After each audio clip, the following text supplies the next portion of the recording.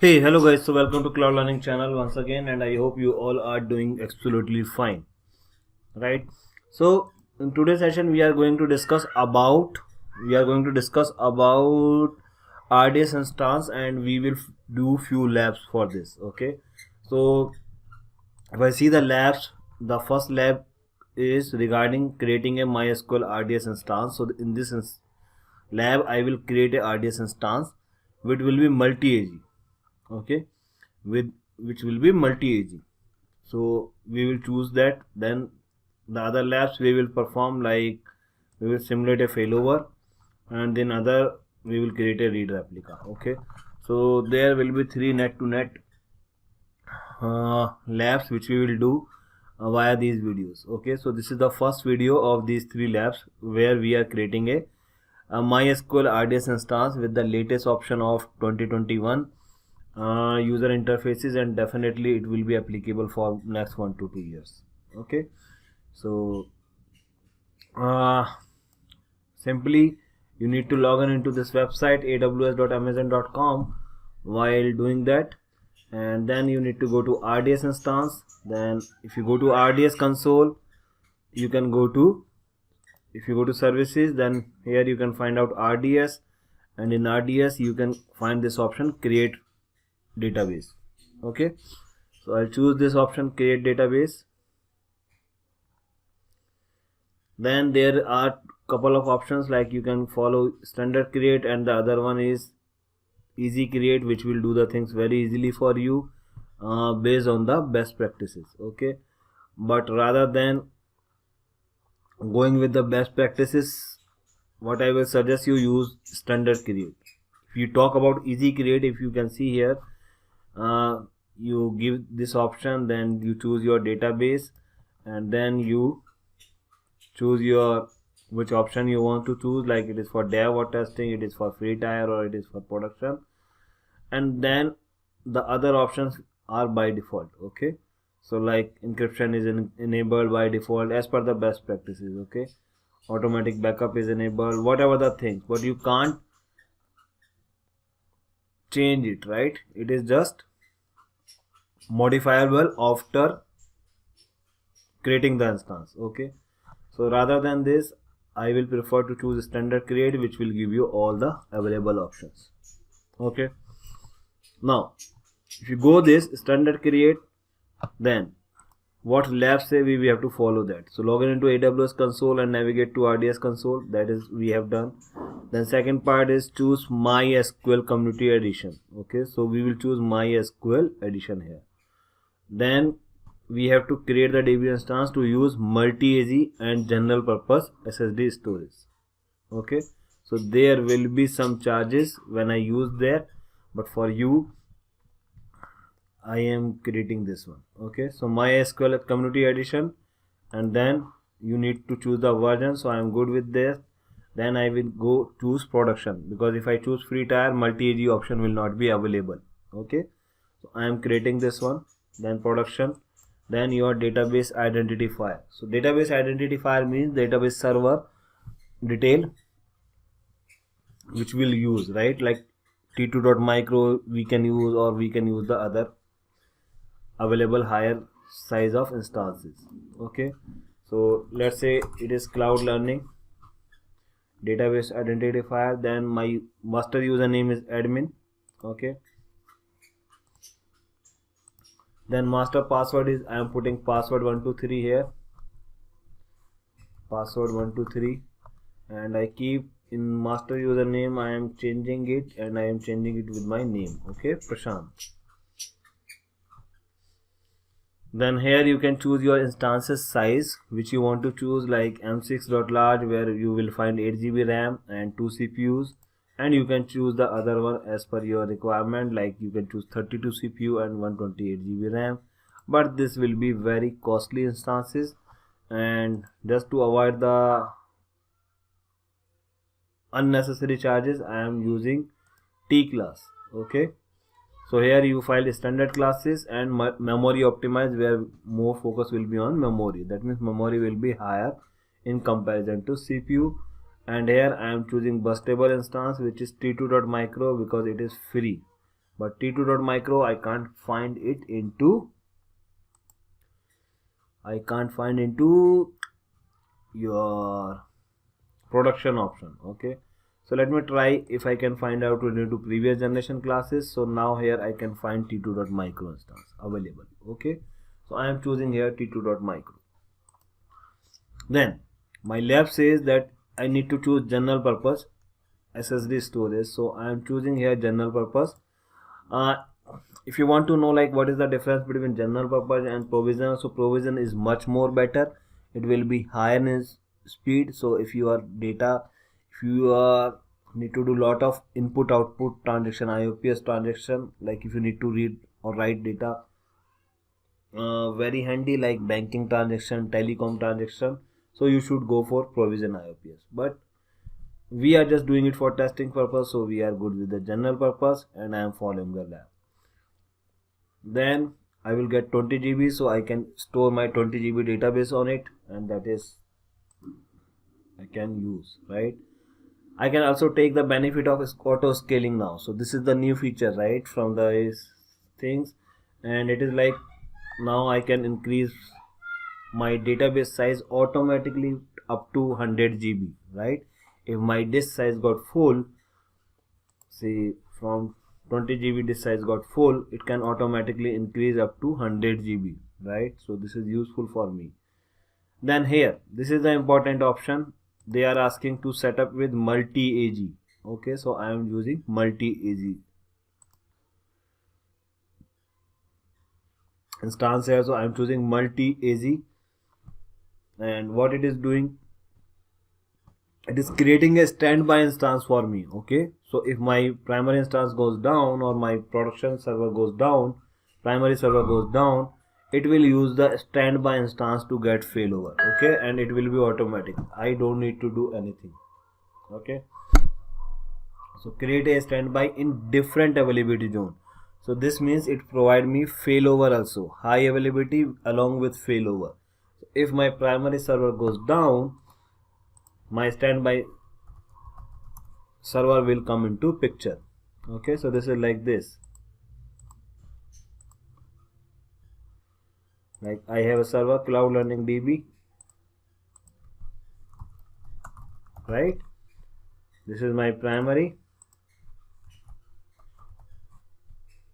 and this is like US East 1A availability zone, and it will create a standby instance. Okay, this is creating one standby instance for me. It is again Cloud Learning standby instance, and it will be in other region, right? So suppose my this availability zone goes down, it will work from this. Okay, so if you understood this point, please write in comment section that yes, you got this point, right? Because this is very important, why we are using multi availability. Okay, so this is why I am saying we are using multi AG, and this is how it is achieving how high availability. Okay, so if somebody asks you in interview like how you can achieve high availability in your database, you can say that, right, that this is how multi AG is working. If your primary instance is not work, it will automatically get failover to your standby instance. Okay, and this will become primary, then this will become primary. Okay, okay, and this complete process is automatic. So this way we are achieving high availability and failover as well. Okay, so if you understood this point, please hit a like button and write in comment section yes, I understood. This will motivate me and will know that you find this interesting, this video interesting. Okay, now if you want to choose other one option, that is also available, so it will not create a standby instance for you, but this is the best practice, so I will go with the best practice solution, and it is give me data redundancy, and it will make my performance also much better, and it will help me to work more better in spike time. If there is some spike, it will help me. Okay, now the option is coming like you can choose your customized VPC as well. Like if you are working in a company, you can choose your company as well, or you can go with the default as well. So both things are same, not much difference. If you choose your customized VPC, you just need to use your subnets. Okay, in the given in your customized network, and you can do that. Okay, for this case, let me go with the default VPC, and here I can choose my default subnet as well. Now another important thing that if you want to connect it over internet, right? If you want to connect it over internet, you can create public access. Okay,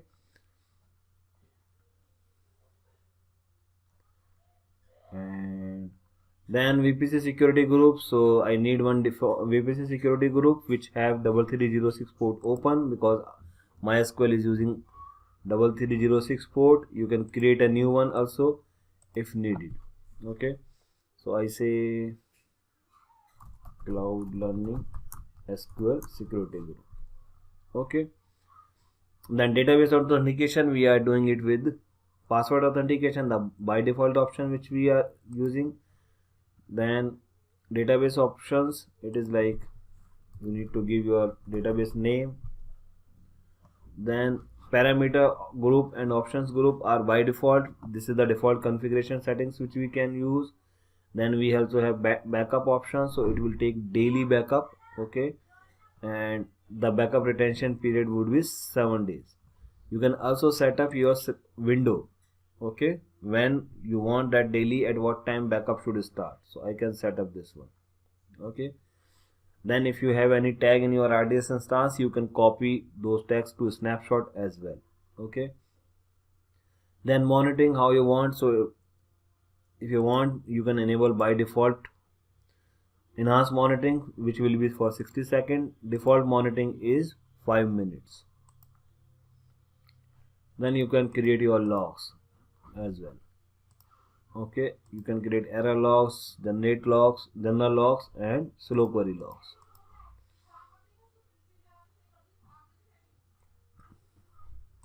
Let's enable this. Then in the maintenance, if there is some minor upgrade, it will automatically upgrade your server. If you want to enable this, you can keep, and you can select a window as well for that. So it will be similar, like just choose the day, which day you want, and choose the specific time, right? Suppose you want it on Saturday, Sundays, your off day, so you want this happen should only this time, and you can limit the time limit as well. Then you can enable deletion protection, so somebody just didn't delete the instance unintentionally. Okay, so I'm doing that, and I'm creating my database. So I can't use space as usual, so I'm giving this name and creating my MySql instance.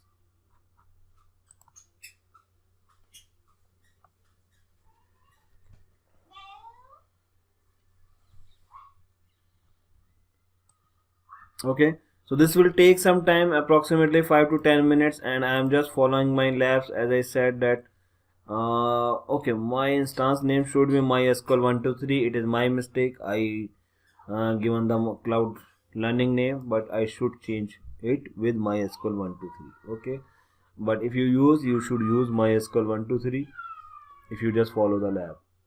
Then validate the configuration and launch the DB instances. So that has been done, and we will be on step number 6 soon. Once the instance get launched, it may take up to 20 minutes, so yes, it will take some time, and let's wait for this. Okay, so once it will done, in the next video I will set up simulate a failover also from one AZ to another AZ. But in the first part, we will do this and we will connect this instance so that we will ensure that it is working. Okay, so right now we are on step number 6. Time is right now 11:07 a.m. and I will tell you how much time it took. Okay, so wait for a few times and I will be back. So guys, 10 minutes done and it is still in process. Okay, if I see this, it is modifying the instance right now. The status is modifying instance, and if I open this,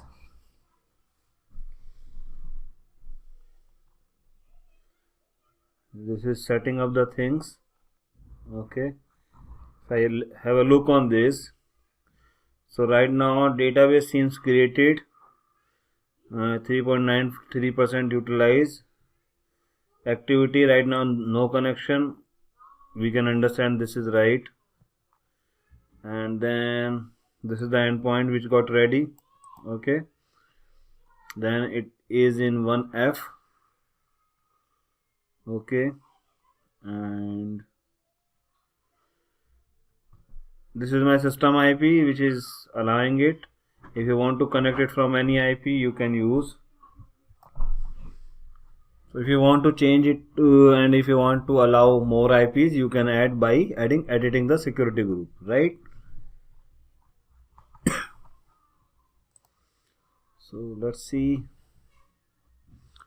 still getting ready, so let's get it ready. What else we can do? Okay, so meanwhile you can download one client software which is HadySQL.com. You can go to this site and you can download the portable version or installer, what you like. Portable means that you can launch it from anywhere. Okay, so to make a connection, right? So it is like something like this.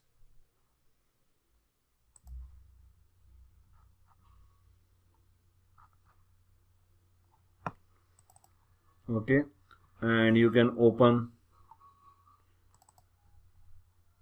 this client to connect server. Okay, so if you want to connect your server which you are creating, you need to copy the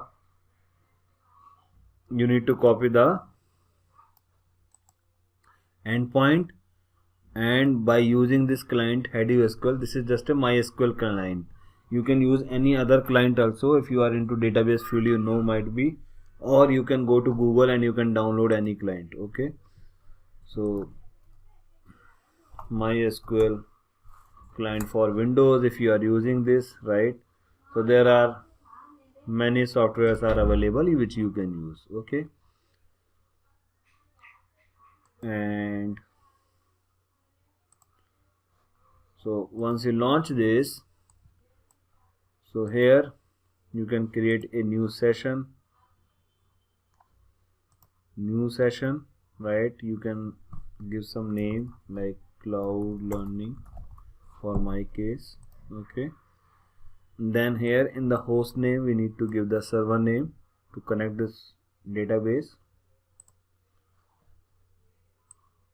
So let's wait for some more time. It is, I think, fine, and it is on the final status, I think, for backing up. Okay, you can go to events, you can check what the activities have been done till now. So if you see, this database got created, then CloudWatch log export is enabled because we enabled this logs, right? Error, general, slow query logs. Then it did some configuration change for multi-AG database. Okay, because it is multi-AG database, that means it has multiple copies of this database in different multiple availability zone. So if one availability zone goes down, the other will be enabled. Then performance insight was disabled. Monitoring level we enabled for 60 seconds. Then we back up the database instance, it is by default. Okay, then it is creating automatic backup, then it got created, then it just finished. Okay, so seems number of steps has been done and my multi-AG should be ready. Okay, so now you can see it got available. sorry. So it got started at 11:07 and 42.micro it get ready into 23. I think for 16 minutes it get ready. Okay. So now this is my multi-AG instance. Okay, you can verify this from here as well. It should show this multi-AG, not here, so you can see in the back at least. You can see it is multi-AG. Okay, so this instance is getting backed up by multiple instances. So this is more costly, right? But this is providing high failover and high availability. Okay, how? Because this created one instance, say 1F, and in some other reason as well. Okay, however, for our side it will show only one database. Okay, then to get the details I need to click, and I click on endpoint. So I choose the endpoint, copy it. I have my SQL client, I connect it. My username was Prashant, password was password 123, password 123, and I should be able to connect this if all things are working fine for me. Okay, so you can see I am able to connect the server in one go. This is very simple and very straightforward. If you follow the right step, you can do, right? Here you can create multiple tables. So graphically, if I say like I create a table, say name student, okay, and I can add multiple field, like what I can give you, roll number, will it be good, and it will be integer. Then I can add another field like name. It is not integer, it should be text. Then I can add more field like course name, text. Okay, then address,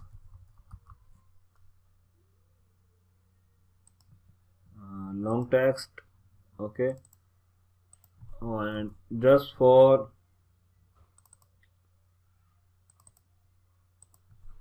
making it easy, I am just adding student name and student address. Okay, so like this I can add different columns, right? And if you see, these things will appear here. Create table students, roll number integer, serial number, text, student name, course name, all such details things are happening. Okay, so it created and it is showing me the content as well. Okay, so now I have a student table with me. Okay, similarly I can create another table if I require, like employee. Okay, and here I can add the required field like employment number, like employment ID. Okay, it will be integer. Then employee name, and this should be changed with, so it is just like, you know, that you don't need to focus on that much, not much relevant, but I am giving you some idea how you can keep the information. Okay, employee address, just something which like you can understand, right? And whatever the other information is required, right? I think for me it is sufficient, these three. So I am deleting this. Okay, and saving this. Now my database has two tables, and in those two tables I can work. Okay, I can put my records. Okay,